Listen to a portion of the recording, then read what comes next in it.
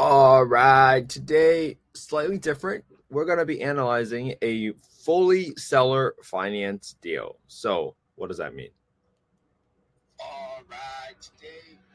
So, this means that the seller probably owns this property free and clear, and they want to become the bank for this property. So, instead of you going out to a bank, a traditional bank, applying for a loan with your pay stubs and your income tax statements, this is a situation where the seller is going to become a bank and they're going to finance the entire purchase price to you. So this is 404 Delmar Avenue in Austin, Texas.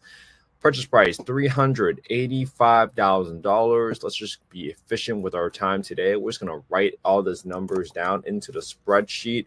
For those of you that are watching on Instagram, feel free to go to youtube.com/@Kent_HE.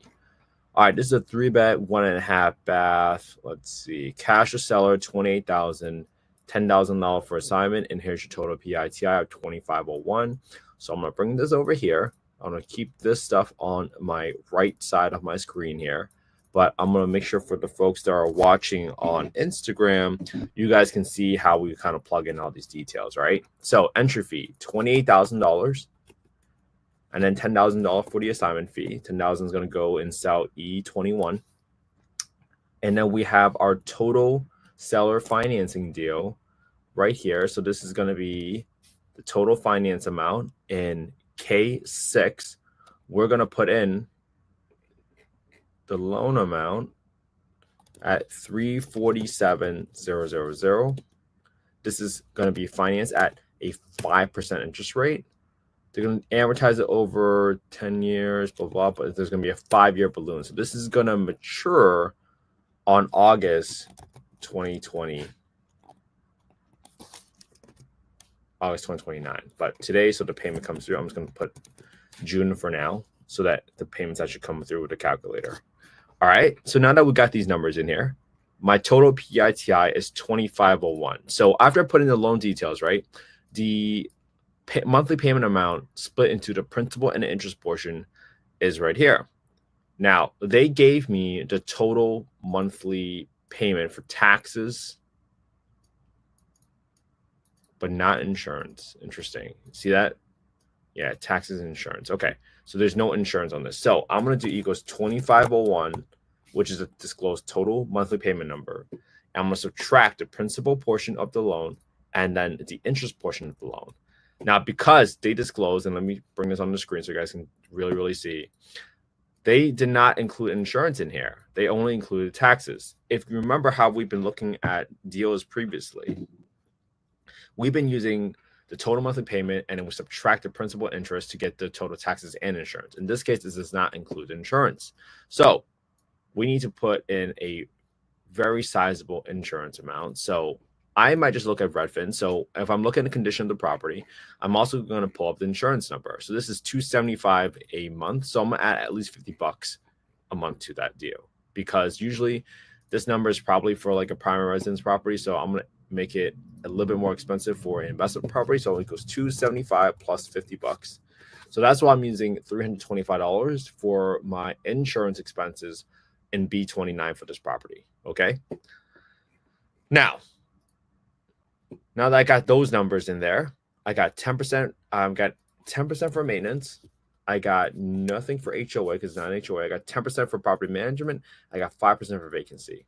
This maintenance number is very important because you have to set aside money every single month for expenses that will happen, right? This is not money that belongs to you, because we all know a roof is going to get replaced, air conditioner is going to break eventually, toilet gets clogged, water heating is going to get replaced at some point in time. So if you went 10 years, 15 years, and then obviously you had to replace a roof, but you thought you were making an extra $100, $200 a month, well, all those expenses are now disappeared. And you would have thought, hey, I've been making all this money from my property, but then once you had that one big expense, you realize that you didn't make any money at all.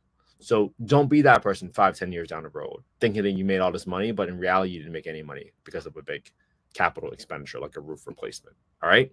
So next thing we want to do is we want to get the FMR, the fair market rents. And to do that, we had to get the county first. So this property is in Travis County. I did that just by searching for county. And then I'm going to Google HUD FMR. Whoops. If you Google HUD FMR, the first link that will come up is probably this link right here on HUDuser.gov. Click on that link, scroll all the way down, click to access small area FMRs. Click on this link right here, which is look up FY fiscal year 2024 small area FMRs. FMR stands for fair market rents. And then go to Texas, and then we'll go pick up Travis County. And then you're going to get by bedroom count, by zip code. And this zip code is in 78752. 78752. The maximum rent you're going to get for this 3-bedroom, 78752, is $2,140, $2,140. All right, let's write this one out. 2140. That was 78752. 78752. This is a 4-bed. We get the 3-bed. 3-bed is 2140. The 4-bed is 2460. So just small lift going from a 3 to 4, but that's okay. The most important part is for us to figure out how much rent is a 3-bedroom going to get. I'm not going to worry about a 4-bedroom because this is 1,100 square feet, so it's probably not big enough to do it. And then the next thing we want to do is get the market rents. So I'm going to go estimate the market rents by going to affordablehousing.com and going to the market rent estimator, right? I'm going to plug in the address, 404 Delmar Ave. I'm just going to copy and paste this right over. Put in the bedroom count at 3-bedroom. And the most important number that we're going to pay attention to is this number on the bottom right. It says that for 25 units within a 0.25 mile radius, which is a very, very small radius, the average rent for a 3-bedroom is $2,114. So that number is going to be really, really important. 2114. 2114. Whoops. 2114. 0.25 mile radius. And I'm only going to care about the rent for a 3-bedroom right now because this property is probably too small. 2401 is the county rent, 2279 is a city rent, and then 2183 is a zip code rent. All right. Now, you can see the 2114 and 2140 is pretty much the same thing. This probably includes some utilities. So I'm going to use $2,100 for my rent, right? Based on what I saw just now. And if I looked at all my details, right, this property, let's see, general condition of the home, it's okay. It probably needs to get painted, I'm guessing. Things on the floor. Maybe some carpet needs to get replaced. I'll replace the carpet personally. So 1, 2, 3, 3 rooms. Could replace the flooring. Everything looks fine. I'll repaint the entire home.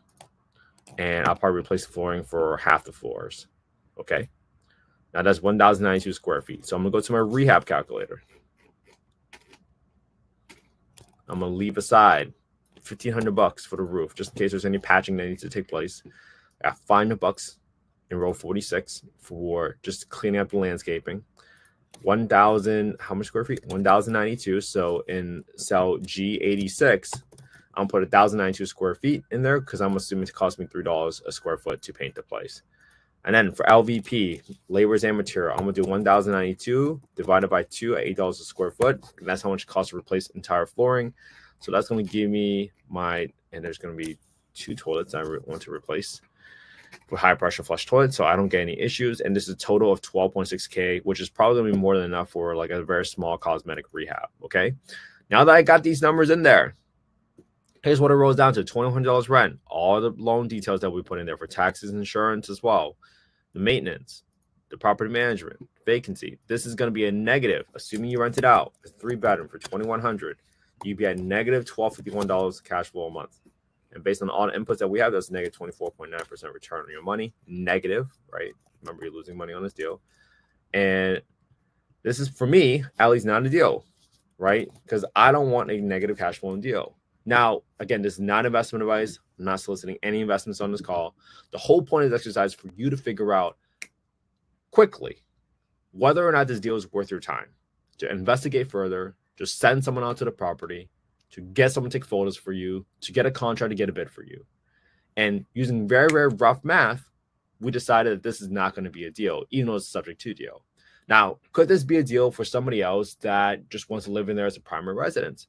Yeah, maybe, right? If you don't get 5% loans out there right now, maybe the lowest is probably like a 6 or a 7, even with the heavily subsidized loans.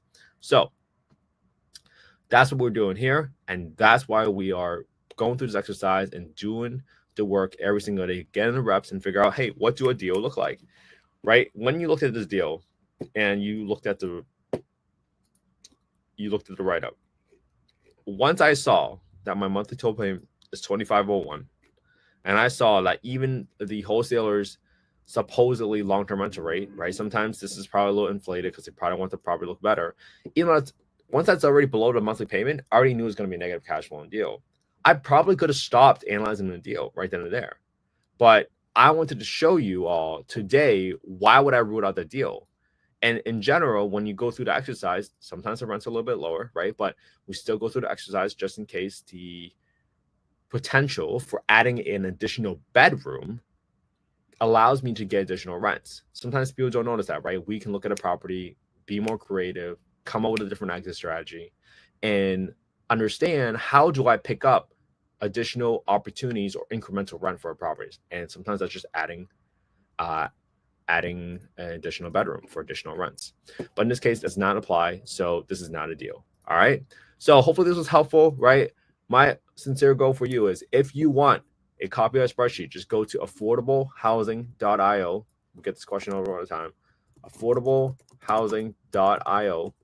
Once you get here, go to the Get Deal Analysis tool. Put in your name, your email, your phone. Promise I won't spam you, but that's the fastest way for you to get a copy of the spreadsheet.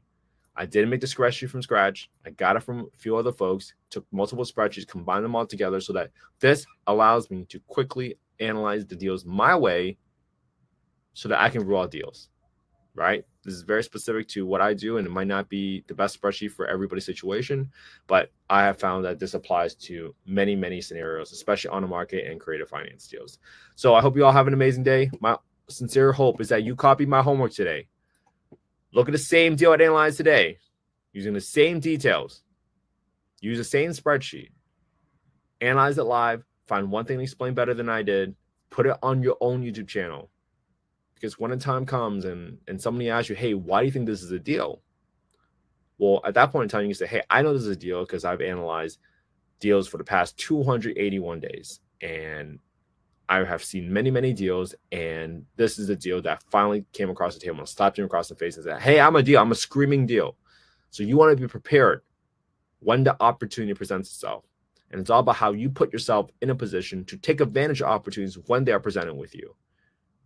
So the only way you're going to feel prepared is by doing the work. And by doing the work, by putting it online, you will build that confidence that you know what you're doing. All right. All it takes is just 18 minutes a day for 365 days, and you're going to be better at analyzing deals than 95% of the country. So you can do it, especially if you just wanted to copy my homework. All right.